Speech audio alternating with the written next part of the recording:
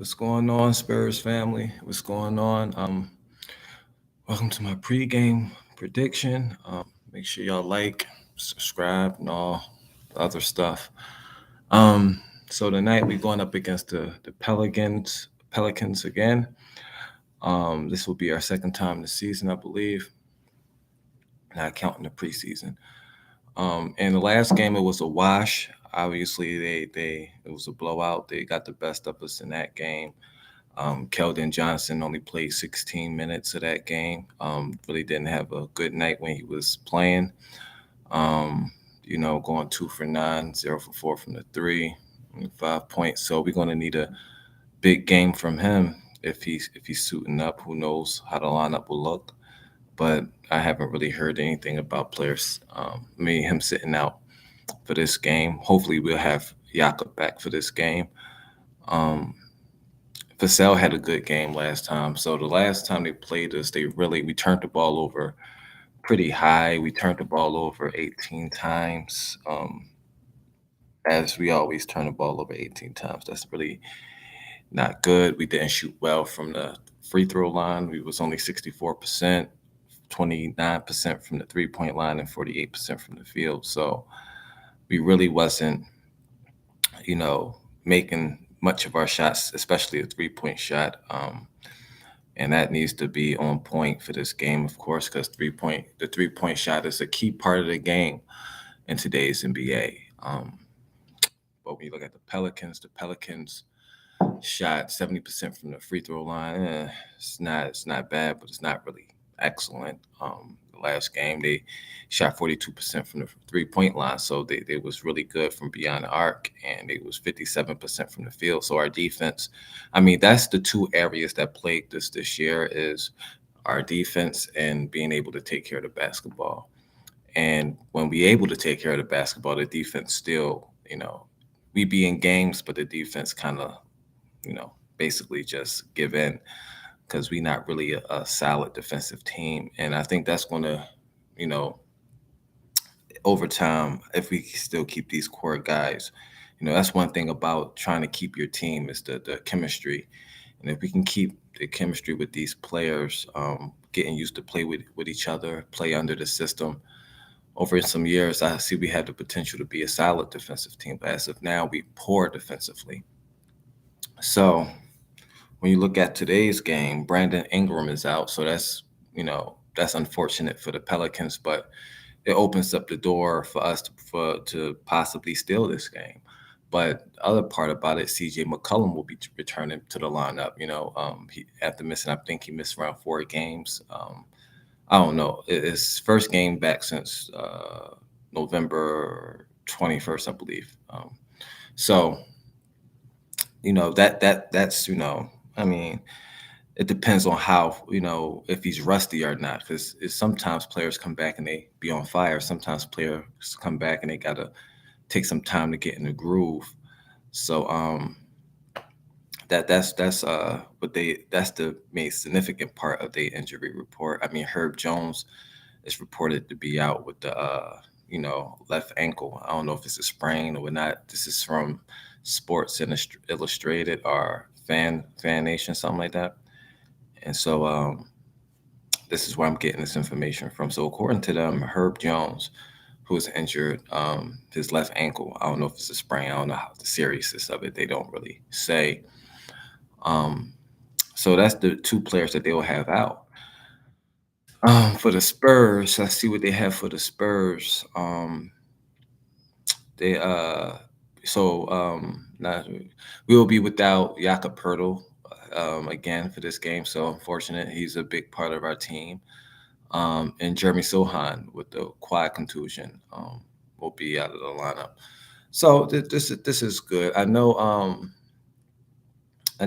Popovich like Bates Diop.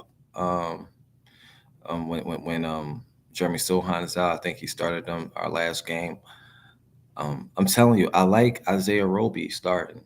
I really think he should be the starter. I think he has a better size and he can space the floor just as well as Bates Diop. If you look at the percentages, let's take a look at how Bates Diop is shooting from outside. I know he can score around the rim. He's really good at scoring around the rim.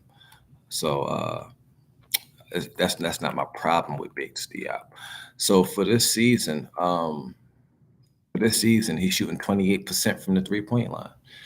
And I think you put Isaiah Roby, who's shooting excellent from the 3-point line. I think it opens up the floor, and he can penetrate as well. He can score around the rim as well. You know, he's shooting 37% from the 3-point line. He had an off game yesterday, so I can see why that brought the percentage down. But he's a capable 3-point scorer. I mean, this guy should be in the starting lineup. I really think he belongs in the starting lineup. Now he do need to clean up.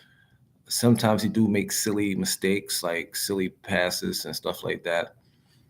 But I think this guy is good. He's a solid player, and I think if Jeremy Sohan is out, or me personally, I would put him in the starting lineup because, I mean, our defense ain't getting any better. Are getting any worse with him out, or with don't even get any better with Jeremy Sohan in the game. I mean, Jeremy Sohan a better defender? Probably, because he's better at moving his feet.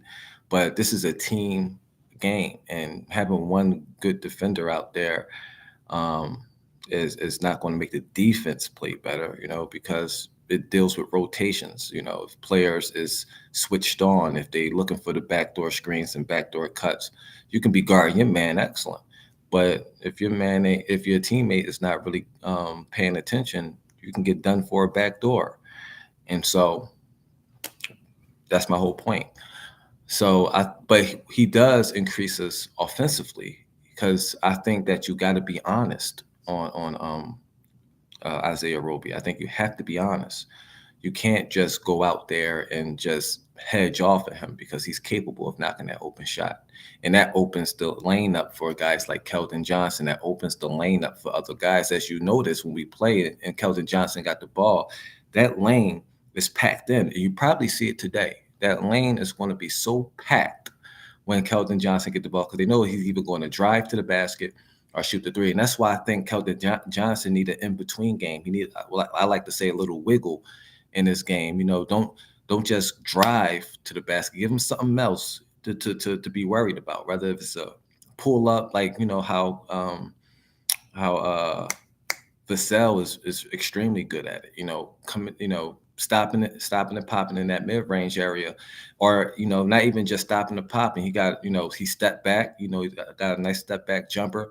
Vassell got a little wiggle to his game, and I think that's what Johnson missing. He missing that wiggle, and I think that's why he's struggling, because teams had figured him out. I think teams have figured out, hey, when he get the ball, he's going to drop to the basket or he's going to shoot the three. It's a chance he might take a couple dribbles in and do the one-handed like push shot or whatever you want to call it. So he need a little wiggle. You need to give him something to think about. And so I think that's why he's struggling. I think once he open up his game, he'll have much better nights. But with all that said, my prediction for tonight's game, I'm going with, unfortunately, I haven't seen anything to indicate that we will win this game of late. Hopefully I'm wrong, but I got Pelicans edging this out. I don't think it will be a blowout like before. I think this will be a little bit more competitive. I think, as professionals, they have a little bit of pride, and I don't think, they want to get blown out by this team twice. So I'm expecting high energy for this game. And I think it's going to be a close game towards the end, but I think Pelicans will edge this one out. So that's my pregame prediction, and I see y'all tonight. God bless.